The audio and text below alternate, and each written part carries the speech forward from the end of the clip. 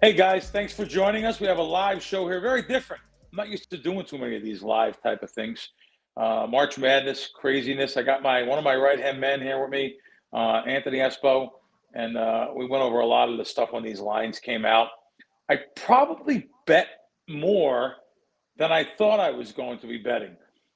Here in Vegas, we had a lot of places like BetMGM. I'm really proud of them for coming up. At least they came up with some lines first. They took like 3,000 a game off me. I didn't expect that, but they actually took some bets there. And my buddy across the country there, he had access to DraftKings, and they have some things over there that were good. Let's face it, DraftKings and FanDuel, they came up first. I mean, they literally came up seconds after the selection Sunday picks were made and knew who was playing who. I don't know how they come up with that quick. I have to tell you, and I just came back from the East Coast. I was at DraftKings at Mohegan. At Foxwoods in Connecticut, and Mohegan Sun had FanDuel. They do take bets at the counter. They do limit me on the apps, but they do take bets at the counter from me. Some pretty good sized bets. And like I said, we had over here. We had two places. I had South Point, which unbelievably took 2,000 on the app and 10,000 at the counter. I just seen the whole thing on them, $10,000 at the counter. And let me tell you, they had some guys betting that much over there from what I've seen. These lines were moving. I made them a couple bets there. I made BetMGM at least 7 or 8 bets. DraftKings had some good lines. Anthony, first rounds here, we had one of our main handicappers doing work also as soon as the games came up. And you guys actually both matched on a couple of games. Maybe you want to tell the listeners and viewers out there. I was happy to see you guys come on the same sides. I think on 2 or 3 of the maybe 10 selections. Yeah, it's interesting how things have changed. Me and you have been doing this now 2 decades, 20, 25 years. Yeah. And how the lines were actually coming up after they announced each region. They would set a line. We'd see some of the lines coming up for that region. I mean, I can remember not even 5, 6, 7 years ago where you'd have to wait until midnight that night or even the next morning to really get an efficient market sometimes on some of these lines. So it's just crazy how it's changed over the years. But I was actually pretty happy with the committee. I haven't heard too much so far about the committee making any big mistakes or, oh, these guys should have got in, these guys shouldn't have been in. You usually hear a lot of that right after.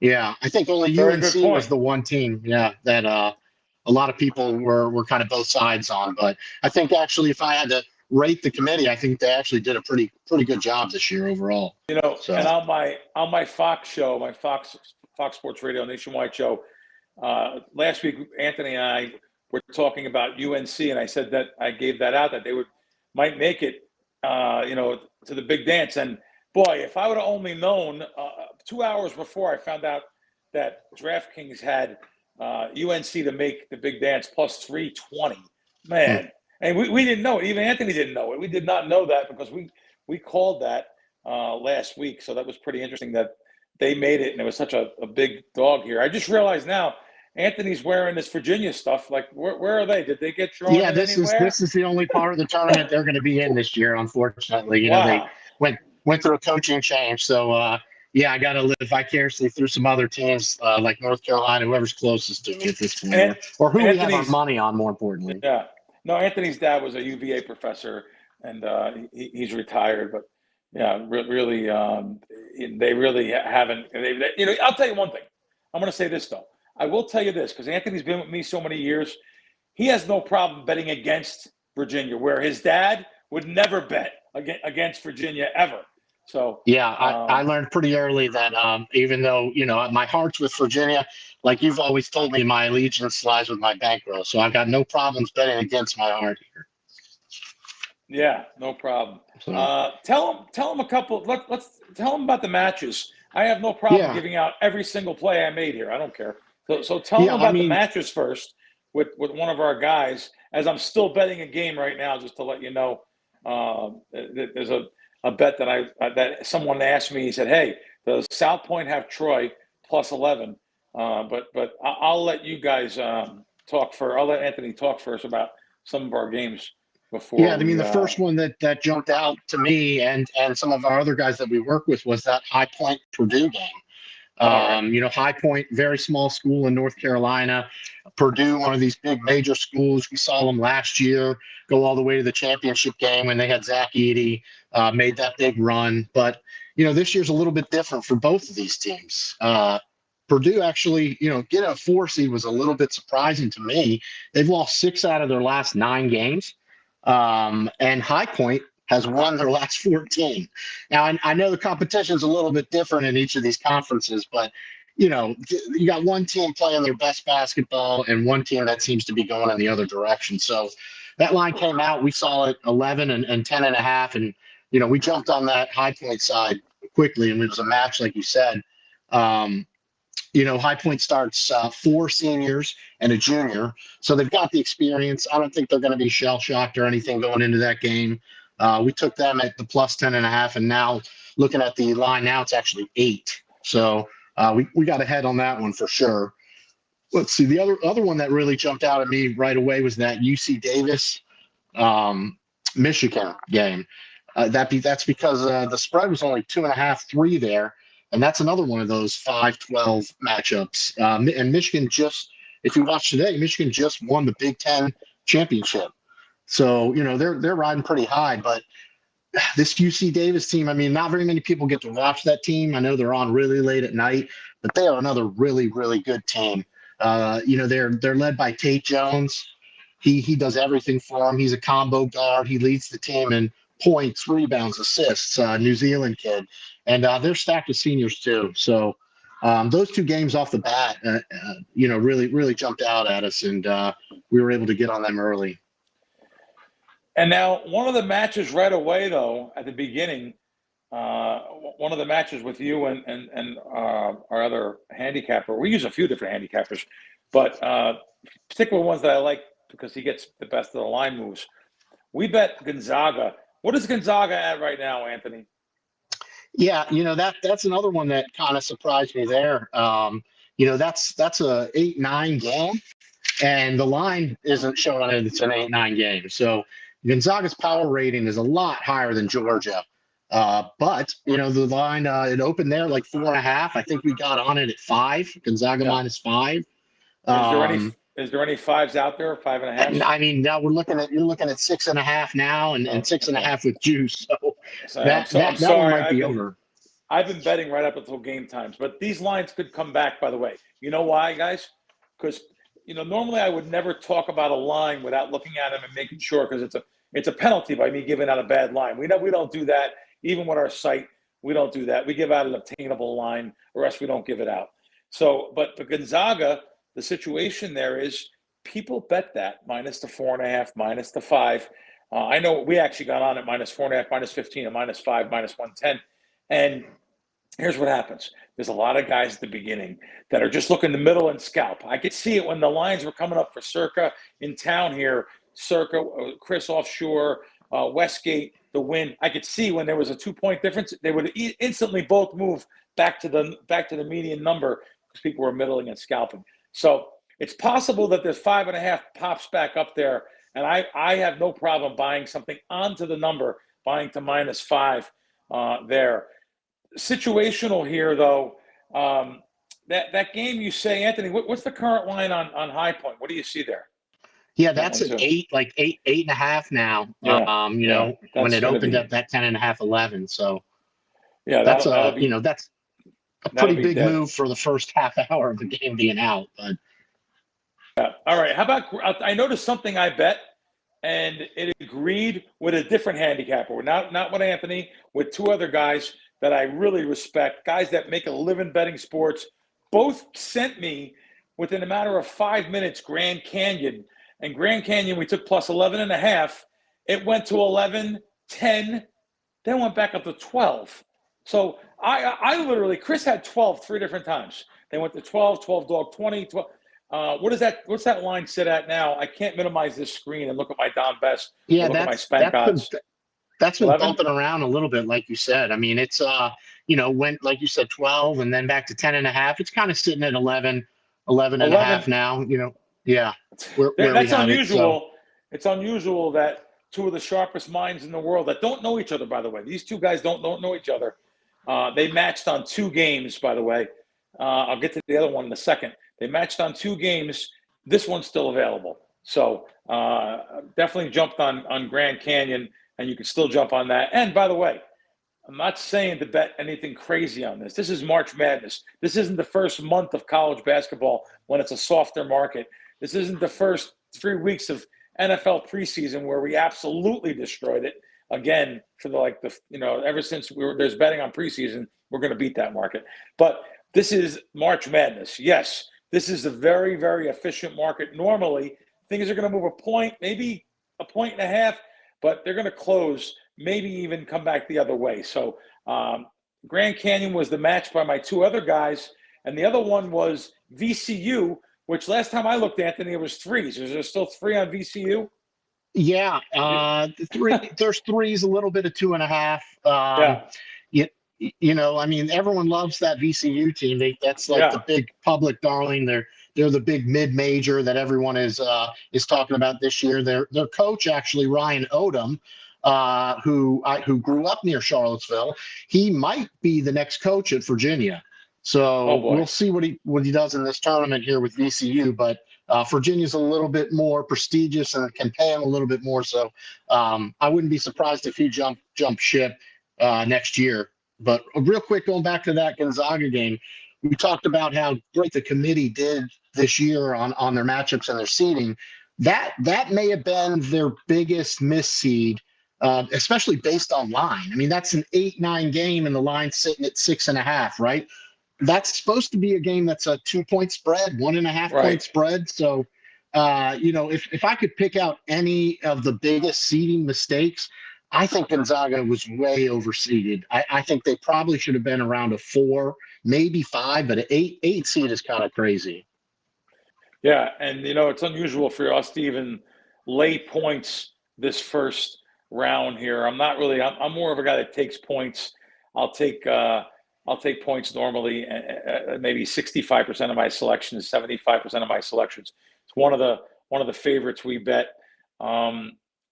Going back to you actually like that total. We didn't talk about that. Is it still around 143.5?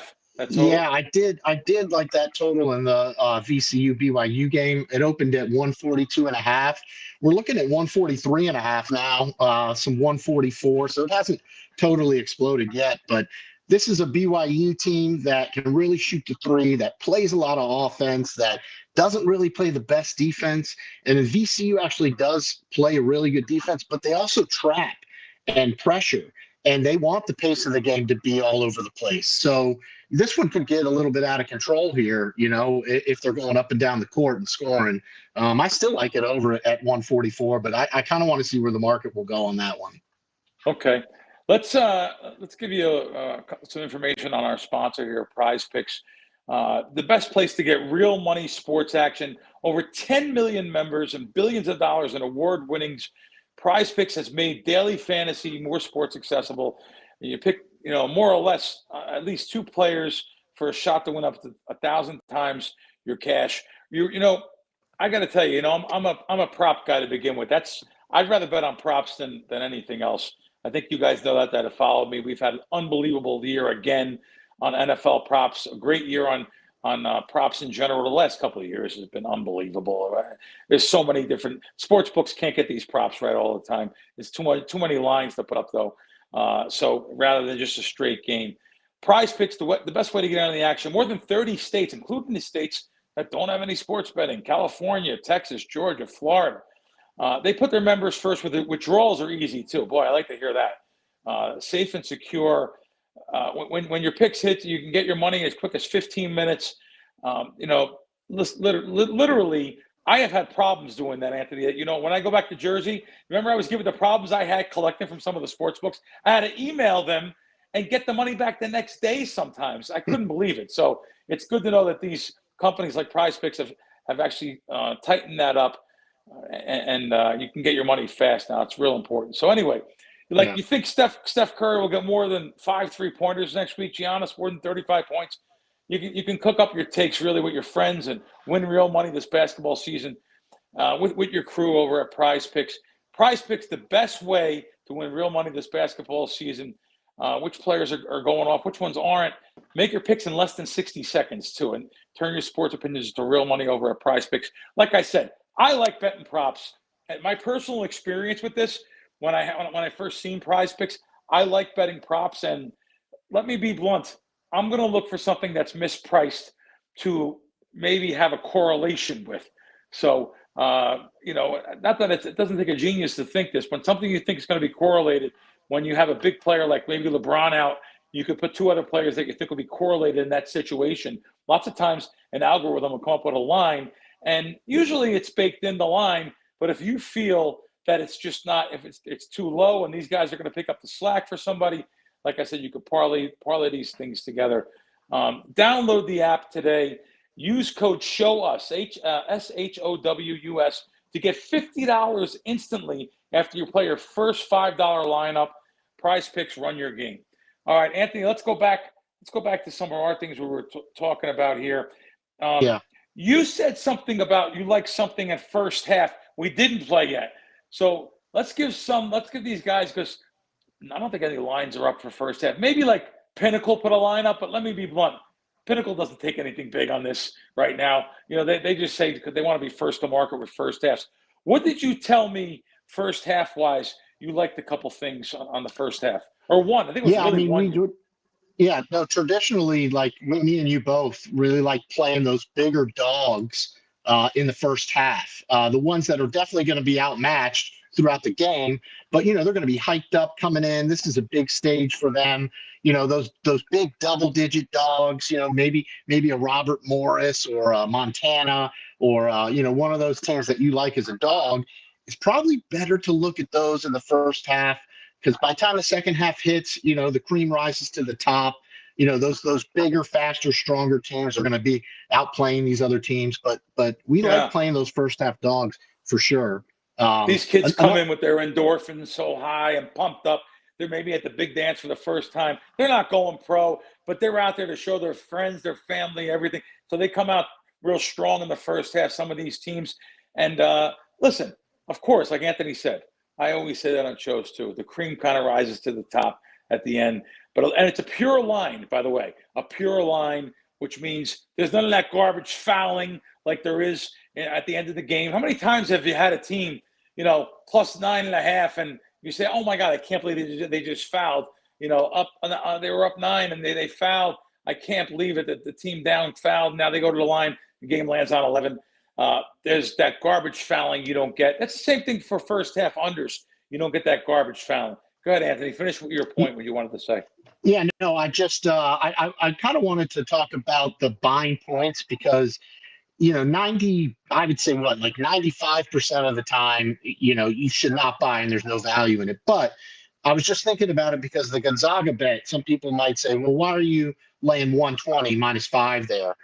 So kind of explain to them about situationally where we do end up buying points in college basketball. I mean, there's nobody better that I feel I have been schooled off of than, Anthony knows. We worked for Walters for years. So the great Billy Walters, and Alan Boston, some of the sharpest syndicate minds. And even though they taught me it 20 years ago, these were the sharpest minds in the world. The guys at Pinnacle back in the late 90s. These aren't your typical bookmakers. These are, guys that were Harvard educated, Stanford educated, genius minds of the world that taught us that buying onto 2, 3, and 5 is very profitable long term, especially the 2 and the 3. What that means is if you like an underdog plus 1.5, you should buy it up to +2 -20. The opposite way, if you like a favorite -1.5, you should buy it to -1 -20 onto the number, not onto the half, not 3 onto 3.5 or 3 down to 2.5. You want to buy onto that number because it's worth more than the 10 cents that the sports books charge you.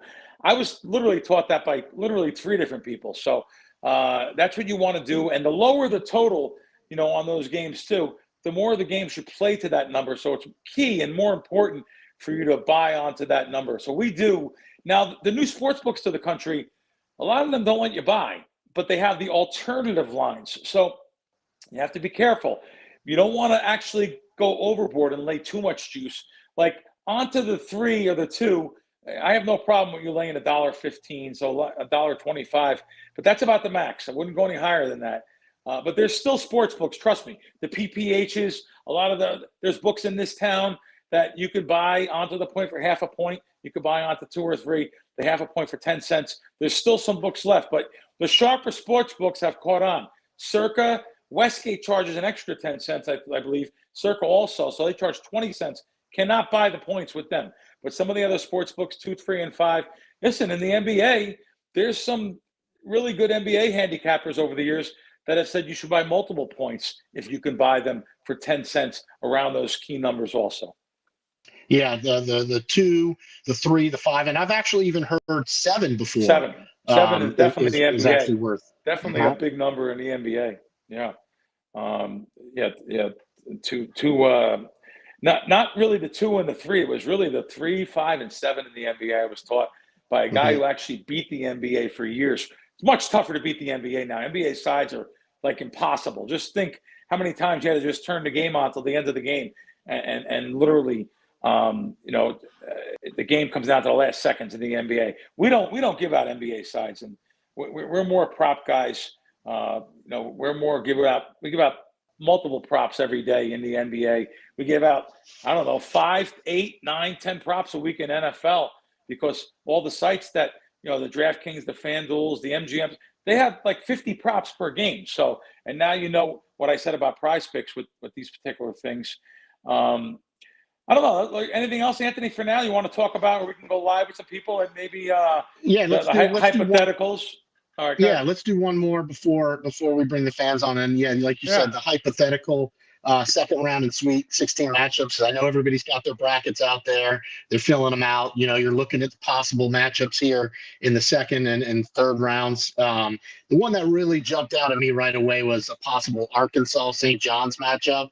And obviously that's because of the coaches there. These are both blue-bred Kentucky boys. We have possibly meeting Rick Pitino and John Calipari in the second round, which would make for great TV and great drama. These two guys are sort of alike in a way, but they're sort of not alike. They kind of have a thing against each other. I think that would be a really interesting one to see if we could get Arkansas for St. John's there in the second round. The other one that I thought would be really interesting, also based on coaches, was Houston and Gonzaga. If they can both, Houston's probably going to win against the 16, but if Gonzaga can get by Georgia, that Houston-Gonzaga game is going to be a really good game also. And that's 2 Hall of Fame coaches. Houston has Kelvin Sampson. He's 70. I don't know how much more time he's got coaching. And then you got Mark Few and Gonzaga, obviously. So that's another huge second-round matchup that I would really love to see. Yeah, and I talked about that this morning too, about how coaching means so much more in college basketball than almost any sport, and how strong it is to get, it's even stronger for March Madness. So, no, good stuff. Are we going to let's bring on someone that's called in here, and get our first fan interactive one here, if we could. Oh yeah.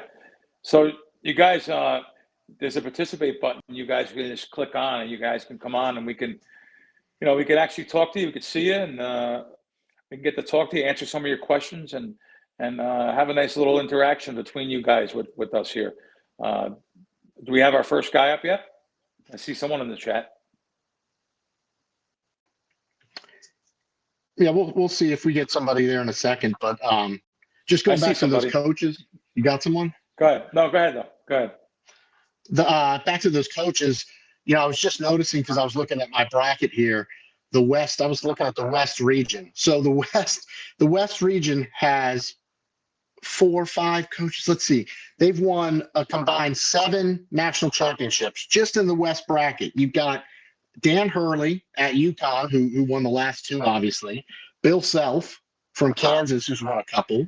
You got Pitino, like we mentioned, at St. John's, who's won a title. And you got Calipari, who's won one there. So that's 7 titles between those 4 coaches in the West region there. So that's I just noticing picking out the teams. I noticed that was pretty crazy to see. Cool, cool. Anthony, any Sweet 16 matchups that you're looking for, maybe, or anything that you think that would be good matchups? You said you had the 1 to 2 coaches. I understand, but yeah, no, like I a St. mean, John's. Yep, I think that going back to that UNC team, if they could beat San Diego State, they would go up against probably Iowa State. Now, Iowa State has been one of the best teams all year, but like 2.5 weeks ago, they lost their best player. So I wouldn't be shocked if UNC could get through that first playing game, and then beat Ole Miss. They're going to beat Iowa State, in my opinion, and that would set them up with a hypothetical matchup of UNC versus Michigan State in the Sweet 16. So that would be a big one too with Izzo there. So I'm interested to see what UNC can bring.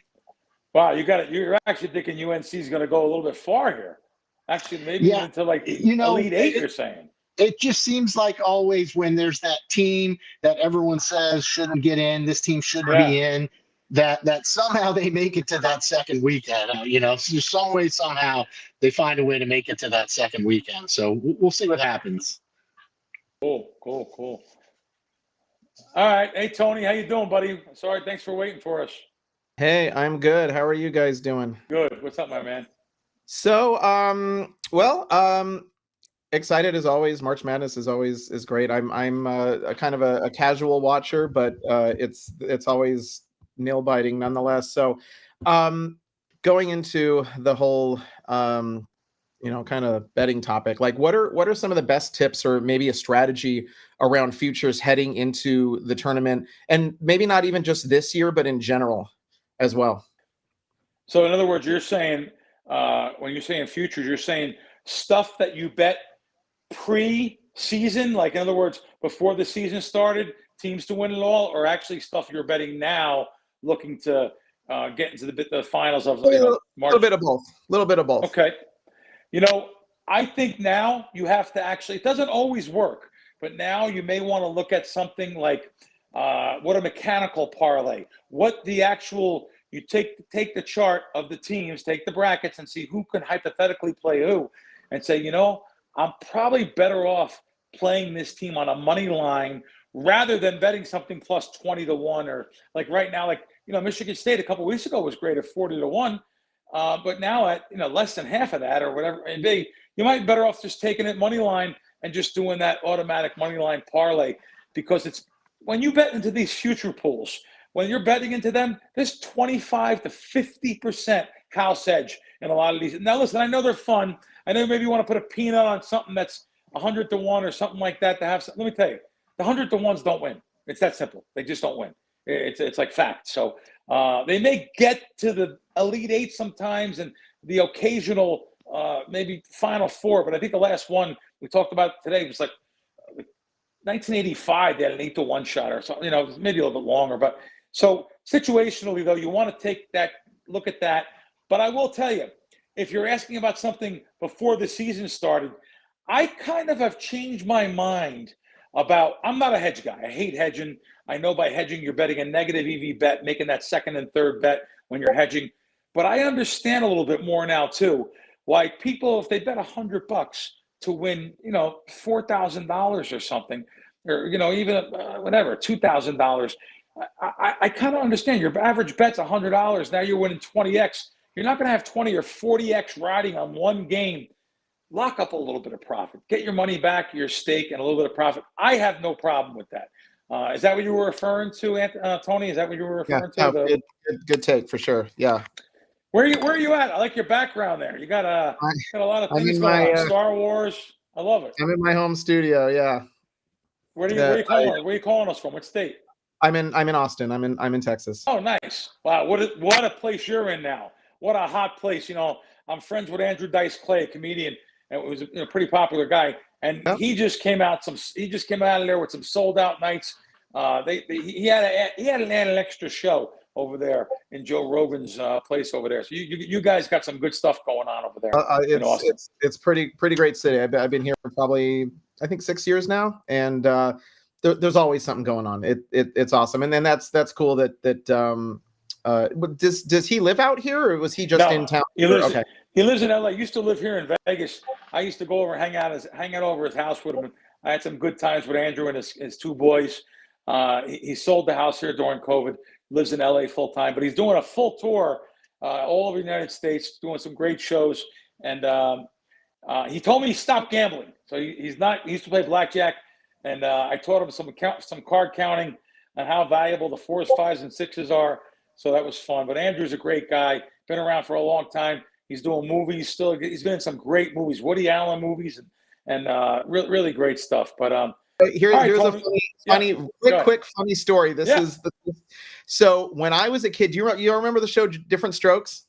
Of course. Okay, he was a guest star on that show at one point. I was at that taping that he was on that show. It was really funny, and I forgot about it, and then I went back like years later because I knew that I had been there, and I was trying to find like what it was, and like just looking up the plot, I'm like, holy, yeah. Freaking he was on there with was it Gary Coleman, right? And, he played. He was like a great show. The boyfriend of the daughter. He'll pop up there. He's been in some really bigger things. He came back in Entourage, which was great. Star is Born. Like I said, the Woody Allen movie. But great stuff. Great stuff. Yeah.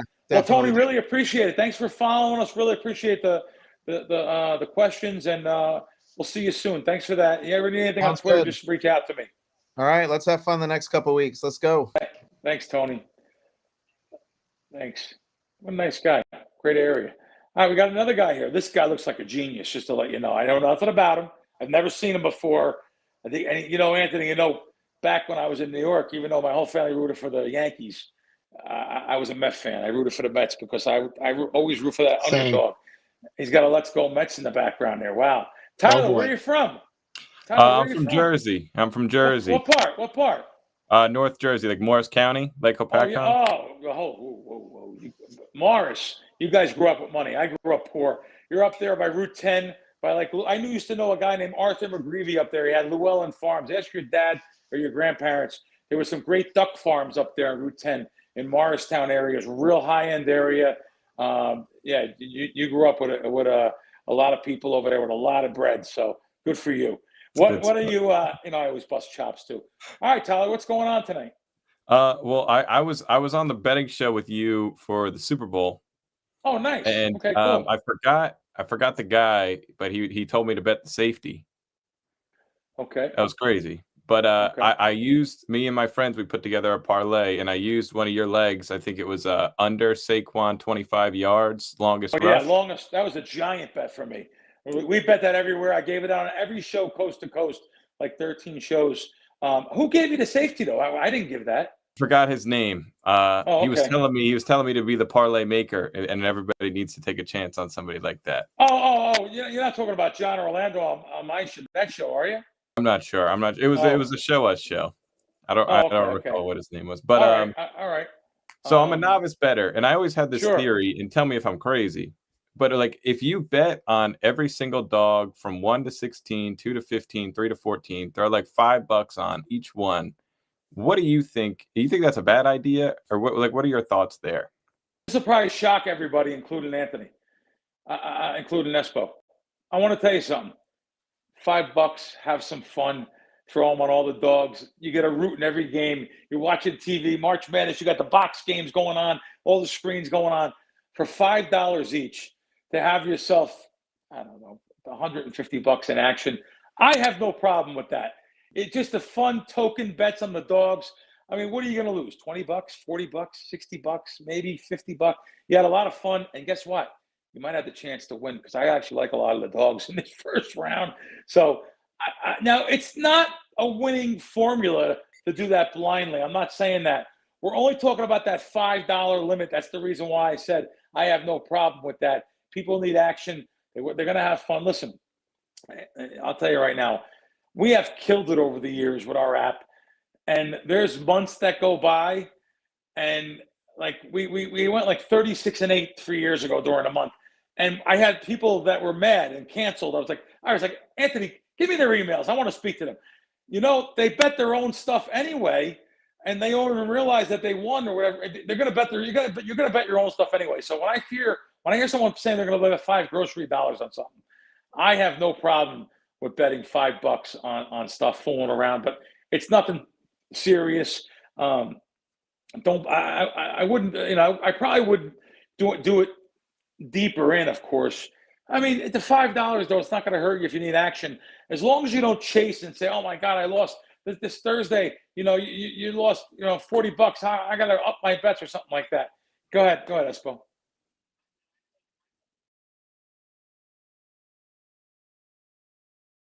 I think we might have lost him.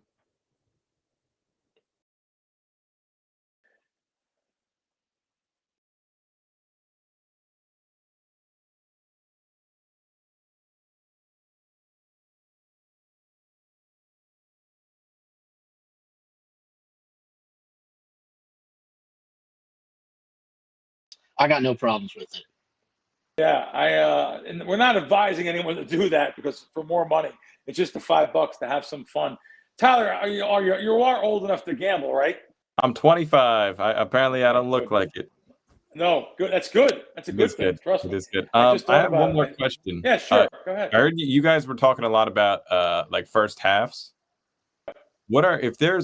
What would you think of like a first half under? Because you say they're all fired up and they're all juiced. You would think that like they're a little tight and they're not as loose and free flowing and overthinking a lot of their in-game situations. Is that something that bookmakers keep it like they keep on track, or is that just a theory that I have? Yeah, no, I actually advise exactly that on a lot of shows, a lot of these tournament games, unders first half. You can't do it blindly, but a lot of these, if these teams are brand new, they come out a little tight, brand new to it. But then again, like I said before, some of these teams, you have to know their motivation. You have to know what they're motivated to do here. Like maybe some of those dogs that I'm talking about that I like in the first half, just in case they don't come out crazy and are throwing up senseless threes and stuff. Maybe an under wouldn't be bad in that same type of game. But we don't advise that blindly. But I think you asked me about the bookmakers knowing. Yeah, I would say they a lot of things are baked in the lines, but you have to have lots of outs. We have tons of outs. I have places all over Vegas. Look, when I'm back in Jersey, I have a ton of places that I can, bet on some of the apps and stuff, and I have a good arsenal of contacts and stuff. Anthony over there with DraftKings and FanDuel and different places. So you have to know your market. Like I personally think FanDuel has a pretty sharp bookmaker. I was telling Anthony, when the lines were coming up, I said, look at this. FanDuel's just spot on with these lines. Come right out with them in a matter of seconds. That's how good their bookmakers feel their line is. And they were taking a couple of dimes on them. So you have to really know your bookmaker, know your market. Here in town, we have stations. We have coast properties. We have the Win. I'll tell you, you can get extra half points on there because the local properties, the Win's not local, but those local properties in volume, they're $25, $50, $100 bets. Everyone's betting overs. So I have so much money in volume on that team. Even though they like the under, they're still forced to move it a little bit because of the situation that everyone's betting over. So they're still forced to move it to get some two-way action just in case their 55% bet doesn't come in the side of the bookmaker. So, Anthony, what do you have to say on that subject? Yeah, I think Tyler is onto a little bit of something because we work with a couple guys who really like betting those first half unders in the morning and the day games because these guys aren't used to playing at 11 a.m. or 11:30 a.m. We don't suggest you just go out and do it blindly. But if there's a game you're looking at under and you think these guys are going to play good defense and come out tight, those on first half unders in those morning games and those early games seem to trend under a little bit more than maybe the night games. Yeah, that's good. Anything else? We'll happy to answer it for you. That's it for me. Thank you guys so much. And listen, Tyler, you're 25. Let me tell you, when I was 25, well, not 25, but I was like 23, 22. I was a screw up when it came to gambling. I was a loser. I was a losing gambler many years before I became a winning gambler, and someone took me and shook me almost 30 years ago and showed me the right way. And I know that for getting thrown out of multiple bookmakers all over the country. Where you are, I can never bet under my own name with a local guy or something. They're all going to throw me out. And for one thing, for using my brain, for winning. So, but to be so astute at a young age, congratulations. That's a great thing. Because, you know, I was at that age, I had a lot of gamble in me. It took me literally losing a good amount of money. And, you know, I always used to tell myself it wasn't a shame to be broke. It was a shame to stay broke. So, I like that. So no, it is. So good luck to you over there, Tyler. Appreciate it. Thanks, Tyler. Anything you have, reach out to me on Twitter. If anything, I appreciate it, buddy. All right. Thank you, guys. Happy March Madness. Thank you. Yep. Thank you. What a good guy. Good guy. But he knows the game at a young age. I'm telling you the truth, Anthony. I really don't talk to you about this much, but you know, where I grew up, he's in North Jersey. He's got so many vices over there. Meadowlands Racetrack, online gambling, state lottery, casinos within a little drive of them, all the online apps, closet gambling. Let me tell you, here's the big thing. At that age, you have a bad day betting sports. At nighttime, something I didn't have available to me that these kids have available to them now. The online casino on these sites. Oh my God. Never closes. It never closes. Let me just try a little with $20, and next thing you know, it's 40, 100, on and on and on. It can get really, really bad and really, really dangerous. For him to even come in here and ask a question, good for him. He's got to be, you know, he has a good mind just to even do something like that. Anthony, I want to talk about, before we go off here, I want to talk about maybe a couple other plays that we actually gave out that maybe we can give someone a play here. Maybe, let me ask you, did we give him, we gave him VCU still available out there? 3.5 threes are out there still? We gave that out. We gave out Gonzaga. We gave out High Point. Let's give out one more. Let's give out Utah State. Is Utah State still available? Plus 4.5. We could buy it to 5. Yeah, that's another one of those where we would suggest buying to the number. That 4.5 is still available out there everywhere. So yeah, you can get plus 5 minus 120 there on that Utah State team. That's another one of those where you have them up against one of those blue bloods that, you know, just to be honest, isn't having a great season. You see the UCLA name and you think, oh, well, they're going to have to be better than this team. On paper, if you took away the UCLA name and you took away the Utah State name and you put those two teams up next to each other on paper, they're very close to even. Very close to even. So getting 5 points there, you know, I think that's the right side if you're going to play that game for sure. Sure. Let's hit on Prize Picks one more time. Download the app today. Use the code SHOWUS to get $50 instantly after you play your first $5 lineup. Prize Picks, run your game. I kind of think we hit on some pretty good subject matter, some pretty good dogs we have here. And, you know, we bet a couple favorites here, too. We definitely bet a couple favorites. You know, one of my buddies over there on the East Coast, he gave me Yale, and he was surprised that Yale had by the way, winning sports bettor. He's won literally millions of dollars for his boss over the years. He gave me Yale. Is Yale, there was a lot of, by the way, when we bet it, plus 7.5, I actually seen it went to 7. Then it went back to 8. That's unusual. I can get a worse line than usually we're nailing good lines. What do you see that game at right now, Anthony, the Yale game?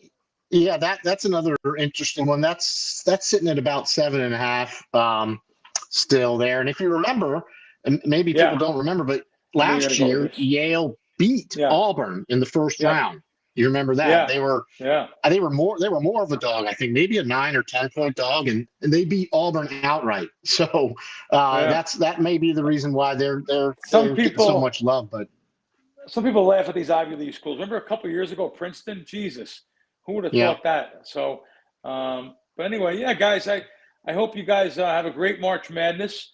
I hope you guys keep your bankroll in check. Bankroll management, believe it or not, it's only 1 or 2% of your bankroll. Doesn't sound fun. I understand. If you have $1,000, that's right. You're supposed to bet like $20 a game. And when your bankroll grows, your bet size will grow. You have to keep bankroll management, no matter what, with the best info in the world, with our info, with the best info in the world, you will lose money long-term without proper bankroll management.